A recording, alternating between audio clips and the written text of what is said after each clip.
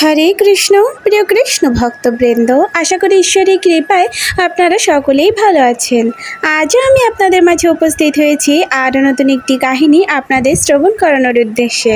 তো আসুন শ্রবণ করা যাক। রাধে রাধে। ভগবত অনুশীলনীদের জন্য অনেক বৈদিক নিয়ম রয়েছে, যেমন যজ্ঞ, ধ্যান, বিগ্রহ অবচন ইত্যাদি। মহাপ্রভুত্ব উপলব্ধির পন্থা হিসেবে মহামন্ত্র নিয়ে এসেছেন, কিন্তু মহাপ্রভুর এই কৃপাও আমরা গ্রহণে অসমর্থ। এজন্যে যেটি সবচেয়ে সহজসাধ্য সেই মহাপ্রসাদই জগন্নাথ আমাদের জন্য সুলভ করেছেন। তাই জগন্নাথকে বলা হয় অন্ন ব্রহ্মাণী, অর্থাৎ তিনিই একমাত্র ভগবান, যিনি প্রসাদের মাধ্যমে কৃপা বিতরণ করেন। বৃন্দাবনের কৃপা লাভ করা যায় ব্রজের ধুলায় গড়াগড়ি দেওয়ার মাধ্যমে, মায়াপুর ধামের কৃপা লাভ করা যায় গঙ্গায় স্নান করার মাধ্যমে, কিন্তু পুরীধামের কৃপা লাভ করা যায় জগন্নাথের মহাপ্রসাদ আস্বাদনের মাধ্যমে। শাস্ত্রমতে জগন্নাথের প্রসাদ এত পবিত্র যে এমনকি একজন ব্রাহ্মণ জগন্নাথের প্রসাদ কুকুরের মুখ থেকে নিয়েও খেতে পারবে, এতে উচ্ছিষ্টের কোনো বালাই নেই। চৈতন্য মঙ্গল গ্রন্থে লোচন দাস ঠাকুর বর্ণনা করেছেন কিভাবে জগন্নাথের মহাপ্রসাদ পৃথিবীতে অবতীর্ণ হয়েছে। তাহলে আসুন একটি কাহিনীর মাধ্যমে শোনা যাক। একদা নারদ মুনি বৈকুণ্ঠে গিয়ে লক্ষ্মীদেবীর সেবা করলে লক্ষ্মীদেবী অত্যন্ত প্রসন্ন হয়ে মুনিবরকে বর প্রার্থনা করতে বললেন। মুনি বললেন, হে মাতা, আপনি প্রতিশ্রুতি দিন, আমি যে বর প্রার্থনা করব আপনি তাই দেবেন। লক্ষ্মীদেবী প্রতিশ্রুতি দিলেন। তখন মহান ঋষি নারদ ব্যক্ত করলেন লক্ষ্মীদেবী যেন তাকে শ্রী নারায়ণের ভুক্তাবশেষ মহাপ্রসাদ প্রদান করেন। এ কথা শ্রবণ মাত্রই লক্ষ্মীদেবী উৎকণ্ঠিত হয়ে বললেন, হে নারদ, প্রভুর প্রসাদ ছাড়া আমার কাছে অন্য যা কিছু তুমি চাইতে পারো। তিনি অনুনয় করে বললেন, কয়েকদিন পূর্বে প্রভু কাউকে তার প্রসাদ প্রদান না করার জন্য আমাকে নির্দেশ দিয়েছিলেন। তোমাকে অবশ্যই বুঝতে হবে যে আমি পতির আজ্ঞা লঙ্ঘন করতে পারি না। নারদ মুনি তার সংকল্পে অনড় থেকে বিনীতভাবে বললেন, মাতা, আপনি প্রভুর প্রিয় ভার্যা, যে কোনো উপায়ে আমি প্রভুর ভুক্তাবশেষ চাই। সেদিন মধ্যাহ্ন ভোজ পরিবেশনের সময় শ্রী নারায়ণ প্রিয়তমা ভার্যার বিষণ্ণ ও নিষ্প্রভ মুখমণ্ডল দেখে প্রশ্ন করলেন। লক্ষ্মীদেবী পতির চরণ কমলে পতিত হয়ে তার অবস্থার কথা জানালেন।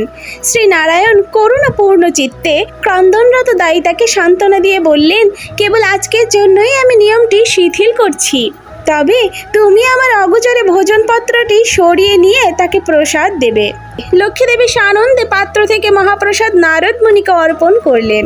নারদ মুনি প্রসাদ পেয়ে আনন্দ উল্লাসে নৃত্য করতে করতে সেই প্রসাদ গ্রহণ করলেন। তিনি যখন প্রসাদ আস্বাদন করেছিলেন তখন তিনি ভগবানের দিব্য নাম কীর্তন ও মহানন্দে বিরতিহীন নৃত্য করতে লাগলেন। মুনিবর তার বীণা হস্তে উন্মত্তের মতো ব্রহ্মাণ্ডের সর্বত ভ্রমণ করতে লাগলেন। অবশেষে তিনি মহাদেব শিবের আবাসস্থান কৈলাসে পৌঁছালেন। নারদ মুনির আনন্দোল্লাস ও নৃত্য দেখে শিব বিস্ময় বিভূত হলেন। বিষ্ণু ভক্তির সাগর তরঙ্গে সন্তরত নারদ মুনি শিবকে দেখতেই পাননি। শিব দিব্য ভাবাবিষ্ট নারদ মুনির এরকম আনন্দের হেতু জানতে চাইলে মুনি তাকে বিশদ জানালেন।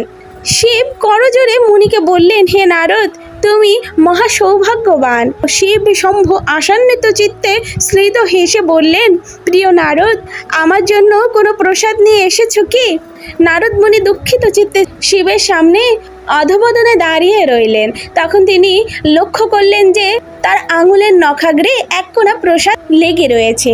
নারদ মুনি শিবের মুখে তার হাতের আঙুল প্রবেশ করালেন। সেই ক্ষুদ্র প্রসাদের কণা মহাদেবের জিহ্বা স্পর্শ করা মাত্রই তিনি মহাসুখ প্রবল প্রেমোচ্ছ্বাসে নৃত্যের কীর্তন করতে শুরু করলেন এবং উত্তর উত্তর তা বৃদ্ধি পেতে লাগলো। এভাবে তার নৃত্য উন্মাদন এতই প্রবল হয়ে উঠল যে তিনি প্রলয়কালীর তাণ্ডব নৃত্য শুরু করলেন। সমগ্র ব্রহ্মাণ্ড কম্পিত হতে শুরু করলে প্রতিটি জীবেরা ভয়ার্ত হয়ে উঠল। শিবজিকে সেই প্রলয় নৃত্য হতে নিবৃত করার সাহস কারো হলো না। তখন দেবগণ মাতা পার্বতীর কাছে অনুরোধ করলেন প্রভুকে নিবৃত করার জন্য, নতুবা ব্রহ্মাণ্ড ধ্বংস হয়ে যাবে। মাতা পার্বতী তখন অঙ্কুস্থলে আবির্ভূত হয়ে দেখলেন শিব অমেয় ভাবোল্লাসে নৃত্য করতে লাগলেন। শিবের বাহ্য চেতনা ফিরে এলে তিনি তাকে জিজ্ঞাসা করলেন, হে প্রিয় প্রতি, কেন আপনি এমন নৃত্য করছেন? শিবজি বললেন, তিনি নারদ মুনির নিকট থেকে শ্রীনারায়ণের মহাপ্রসাদ গ্রহণ করেছেন। পার্বতী দেবী বিস্ময়বিষ্ট হয়ে জিজ্ঞাসা করলেন, হে পতি, আমি আপনার অর্ধাঙ্গিনী হিসেবে সামান্যতম প্রসাদ অবশ্যই পাওয়ার অধিকারী। আমার প্রাপ্য ভাগ রেখেছেন তো? শিবজি নিরাশ করলেন। পার্বতী তার প্রাপ্য প্রসাদ না পেয়ে অত্যন্ত ক্রুদ্ধ হলেন। সেই ক্রোধাগ্নিতে সমগ্র ব্রহ্মাণ্ড অসহ্য উত্তপ্ত হতে লাগলো। নিম্নলোক থেকে ঊর্ধ্বলোক পর্যন্ত ত্রিভুবনের সকলেই সেই তাপ অনুভব করতে লাগলো। সাধু ঋষিগণ অনুভব করলেন যে মাতা পার্বতী ক্রোধাগ্নিতে সর্বস্ব ধ্বংস হতে চলেছে। কেউ তার ক্রোধ প্রশমিত করতে পারলেন না। অবশেষে ব্রহ্মার নেতৃত্বে সকল দেবগণ ভগবান শ্রী বিষ্ণুকে সবকিছু জানাতে সবাই এক হয়ে বৈকুণ্ঠে গমন করলেন। জটিল পরিস্থিতি দেখে ভগবান বিষ্ণু গরুড়ের পিঠে আরোহণ করে অবিলম্বে কৈলাসে উপনীত হলেন। যখনই পার্বতী দেবী শ্রীনারায়ণকে দর্শন করলেন, তিনি তাকে প্রণিপাত করতে এগিয়ে এলেন। শ্রীনারায়ণ তার ভক্তকে আশীর্বাদ করে বললেন, আমি তোমাকে প্রচুর মহাপ্রসাদ দেব। তুমি ক্রোধ সংবরণ করে শান্ত হও, নতুবা তোমার সকল সন্তান বিনাশ হবে। মাতা পার্বতী প্রতিবাদ করে বললেন, আপনার মহাপ্রসাদ না পেয়ে আমি যেরকম কষ্ট পেয়েছি, আমি চাই না সকল জীবগণ এভাবে কষ্ট ভোগ করুক। তাই কেবল আমি নই, সকলের জন্য মহাপ্রসাদের ব্যবস্থা করতে হবে। এমনকি একটি কুকুরও যাতে প্রসাদ ভোজন করতে পারে। শ্রীনারায়ণ স্মিত হেসে বললেন, তথাস্তু। হে পার্বতী, তোমার অভিলাষ পূর্ণ করার জন্য আমি নীলাচল ধামে আবির্ভূত হব। আমার মন্দিরের প্রসাদ বিতরণের জন্য ভুবনে প্রসিদ্ধ হবে। যেই আমার প্রসাদ গ্রহণ করবে সেই মুক্তি লাভ করবে। আমার সকল প্রসাদ প্রথমে তোমাকে নিবেদিত হবে, তখন সেই ভুক্তাবশেষ মহাপ্রসাদে পরিণত হবে। এই মহাপ্রসাদ সকলকে বিতরণ করা হবে। মন্দির অঙ্গনের অভ্যন্তরের ভাগে আমার মন্দিরের পিছনেই তোমার মন্দির থাকবে। শিব তোমাকে মহাপ্রসাদ দানে উপেক্ষা করার জন্য কিছুটা দূরে অবস্থান করবেন। তার মন্দির থাকবে অঙ্গনের বাইরে। ভগবান পুরীতে জগন্নাথ রূপে প্রকটিত হলেন। পার্বতী দেবী সেখানে বিমলা দেবী নামে খ্যাত হয়ে পার্শ্ববর্তী মন্দিরে বিরাজিত। আরেকবার জগন্নাথ ইন্দ্রদম্ন মহারাজকে একটি বর দিয়েছিলেন। ইন্দ্রদম্ন মহারাজ যখন পুরী মন্দির তৈরি করেন, তখন জগন্নাথের কাছ থেকে একটি বর প্রার্থনা করেন, হাত শুকাতে না শুকাতেই আপনাকে পুনরায় ভোগ আস্বাদন করতে হবে।